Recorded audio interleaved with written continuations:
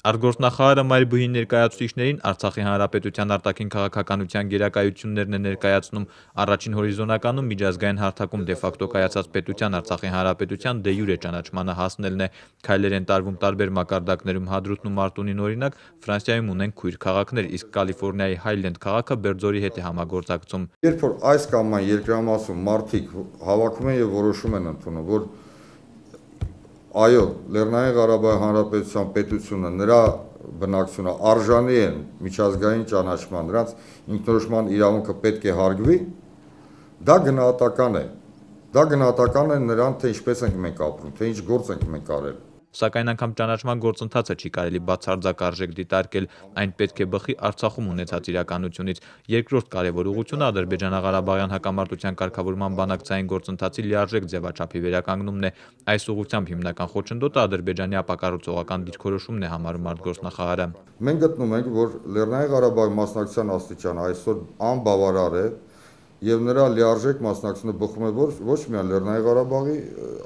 շահերից կամ Հայաստանի, այլ նախ եւ առաջ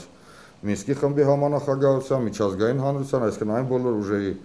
շահերից, որոնք իրոք անկեղծորեն շահագրգիռ են մեր հիմնահարցի կարգավորման հարցով։ Սահմանային միջադեպերը մատնացույց անելով երիտասարդները շփման գծում իրականացվող դիտարկումների եւ Մինսկի խմբի ջանքերի արդյունավետության հարցն են բարձրացնում։ Երկու դեպքում էլ պաշտոնական Ստեփանակերտի դիրքորոշումն անփոփոխ է։ Առ այսօր Մինսկի խումբը կարգավորման գործընթացում ամենակենսունակ ձևաչափն է մնում, իսկ բոլոր միջադեպերի արդիվ միջնորդների ուղղակի գնահատականները, որքան էլ մեզ համար ցանկալի լինեն, պարզապես լարվածության ընդհանուր ֆոնը կբարձրացնեն, որքանով է պահանջված Երևանի կողմից ԼՂՀ ճանաչումը, արտգործնախարարը համոզված է դրանից որևէ էական փոփոխություն չի լինի։ Հայկական երկու պետություններն այսօր պաշտոնապես բազմաշերտ համագործակցություն ունեն բոլոր ոլորտներում, իսկ ճանաչումը չպետք է դիտարկել ինքնանպատակ քայլ։ Հայաստանի Հանրապետությունը Մաքսային միությանն է միանում, որն է այդ իրադարձություններում Արցախի տեղը։ Արտգործնախարարը կոչ է անում իր բնույթով տնտեսական քայլը չքաղաքականացնել։ Արդեն բավականաչափ փաստաթղթեր են հրապարակվել, շատ ուշադիր փորձել եմ կարդալ, հասկանալ,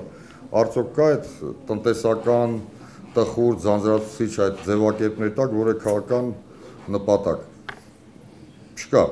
Սա այս ձևաչափով վերջին հանդիպումը չի լինի, Կարեն Միրզոյանը կատակում է, անձամբ է շահագրգռված, որ մայրբուհի քաղաքագետներն ու պատմաբանները արդի քաղաքական զարգացումներին քաջատեղյակ լինեն։ Ի վերջո արտգործնախարարության աշխատակազմի զգալի մասը կազմում են հենց ԱՌՊՀ շրջանավարտները։ Նորեր Հովսեփյան, Արտավազդ Գրիգորյան, օր։